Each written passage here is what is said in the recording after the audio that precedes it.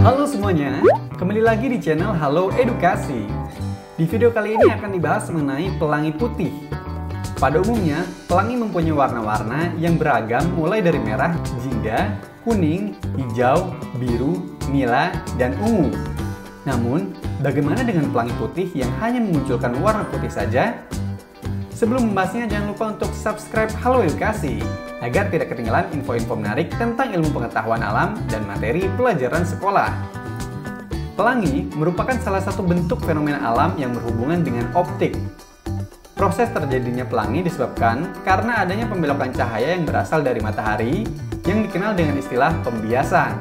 Pembiasan cahaya matahari disebabkan oleh titik air hujan.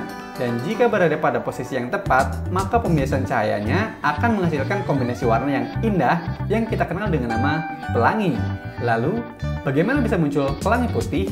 Pelangi putih memang ada, atau lebih dikenal dengan nama busur kabut, dan kemunculannya sangat langka dan jarang sekali terjadi. Pelangi putih juga mempunyai nama lain yaitu fog bow, cloud bows, dan pelangi hantu.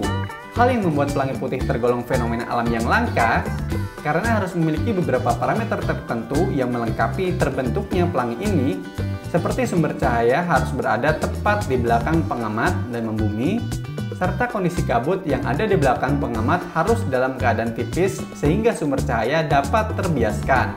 Proses munculnya pelangi putih tidak jauh berbeda dengan pelangi pada umumnya. Hanya saja yang membedakannya yakni terletak pada media pembiasnya yang berupa titik air berukuran sangat kecil yakni 0,05 mm. Dengan ukuran yang amat kecil tersebut, titik air ini lebih dikenal dengan sebutan kabut. Oleh karena media pembiasanya berupa kabut yang memiliki ukuran tidak sebesar air hujan, maka hasil dari cahaya yang dibiaskan memiliki gelombang warna yang sangat lemah. Jika diperhatikan lebih seksama, pelangi putih tidak sepenuhnya berwarna putih. Terdapat warna kemerahan di bagian tepi atas dan warna biru untuk bagian bawahnya. Karena media pembiasan cahaya berupa titik air berukuran 0,05 mm, maka warna yang dihasilkan yakni putih dan terlihat lemah akibat adanya difraksi. Kejadian ini menyebabkan pelangi putih atau busur kabut terlihat mempunyai lebih dari satu cincin busur dalam atau dikenal dengan istilah supernumerary.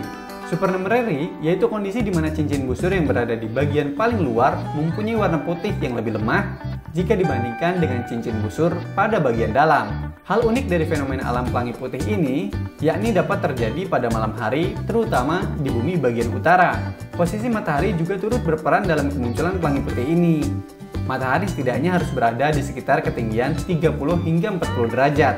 Itulah mengapa kemunculan pelangi putih sering terjadi pada pagi dan sore hari dengan posisi terbaik untuk melihatnya, yakni berada di atas kabut seperti pegunungan, tebing, di sekitar laut, bahkan dari atas pesawat. Meskipun termasuk fenomena alam langka, namun pelangi putih ini pernah terjadi di beberapa tempat di dunia. Antara lain, di atas Tegalan Rannoch, barat Skotlandia, berhasil diabadikan oleh seorang fotografer bernama Melvin Nicholson. Busur kabut juga pernah muncul di puncak Cairnlochan, Skotlandia.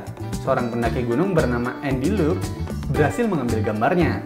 Pemandangan busur kabut atau pelangi putih juga pernah terjadi di atas Eden Valley, Stanmore, Cumbria, Inggris. Fenomena pelangi putih juga pernah terjadi di Kutub Utara dan berhasil dipotret oleh Sam Dobson saat melakukan ekspedisi ke Kutub Utara. Kita pun sebenarnya masih dapat melihat atau menemukan pelangi putih, asalkan kondisi dan syarat sudah terpenuhi. Ciri tempat yang sesuai untuk melihat pelangi putih yakni terdapat kabut yang tipis dan secara bersamaan langit dalam kondisi cerah atau tidak ada halangan bagi sinar matahari untuk bersinar. Selain itu, posisi matahari juga turut mempengaruhi, sebab kemunculan pelangi putih tidak berbeda jauh dengan pelangi pada umumnya.